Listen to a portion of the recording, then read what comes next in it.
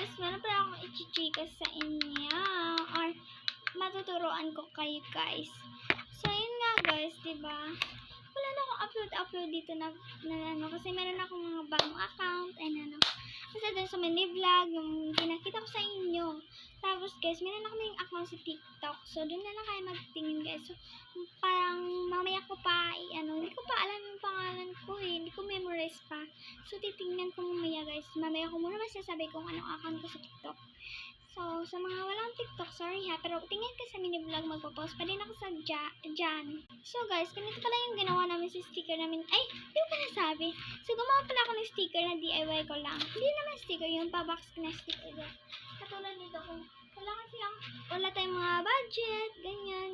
Pero, hindi lang clear guys. Kasi, parang parang mahirap eh. Mahirapan ako eh. Ay, hindi naman mahirap. Parang, parang, makaramdam ako ng pagod. Basta yun na guys, ganyan ginawa ko lang pa-box. So, ganyan. Ito, mali ito eh. So, ayan guys, nagunting ko na bala kanina guys. Ito siya mga kainday.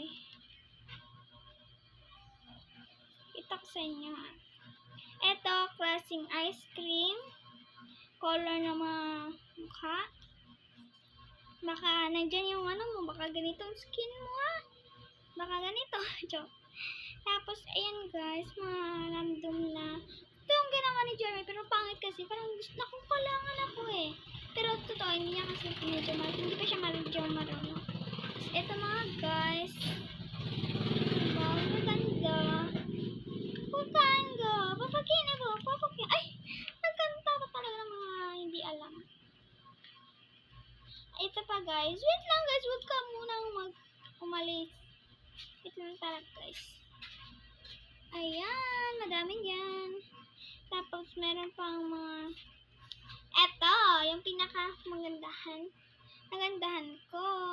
Wow. Diba? Ang ganda diba? Huh? Ayan. Tapos ito yung lahat guys ah. Okay na. Oh! Ano yung ngayon?